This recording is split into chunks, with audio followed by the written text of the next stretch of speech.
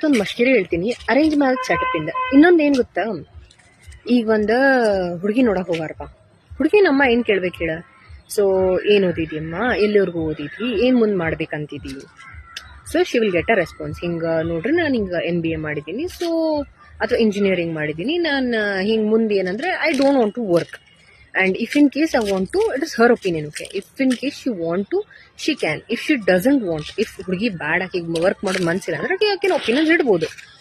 But ಹುಡುಗನ ಫ್ಯಾಮಿಲಿಗೆ ಇದು ಪ್ರಾಬ್ಲಮ್ ಆಗೈತಿ, ದಟ್ ಹುಡುಗಿಯು ದುಡಂಗಿಲ್ಲ ಅಂತ ಹೇಳುತ್ತೆ. ಮಷ್ಕಿರಿ ಅಂದ್ರೆ ಈಗ ಇವ್ರಿಗೆ ಡೌರಿನೂ ಬೇಕು, ಈ ಕಡೆ ಇವ್ರ ಹುಡುಗಿ ದುಡಿಲೂ ಬೇಕು. She is 24/7 into work. ಇದು ಜನರಿಗೆ ಯಾಕೆ ಅರ್ಥ ಆಗತ್ತಿಲ್ಲ, ಐ ಡೋಂಟ್ ಅಂಡರ್ಸ್ಟ್ಯಾಂಡ್. ಅಂಡ್ ಇದ್ರ ಮಧ್ಯದಾಗ ಇವ್ರ ಹುಡುಗ, ದ ಗಾಯ್, ದ ಗ್ರೂಮ್, ಇವ್ರ ಹುಡುಗಂಗೆ ಏನಂದ್ರೆ he cannot be A provider. ಯಾಕಂದ್ರೆ ಅವ್ನ ಹೆಂಡತಿ ಖುದ್ದಾನ್ ದುಡಕ್ ಹಚ್ಚಾತಾರ ಇವ್ರು. ಆಕೆ ದುಡ್ದು ತರಬೇಕ, ಈ ಕಡೆ ಡೌರಿನೂ ತರಬೇಕು. They want 24/7 service. Do you agree with me or no?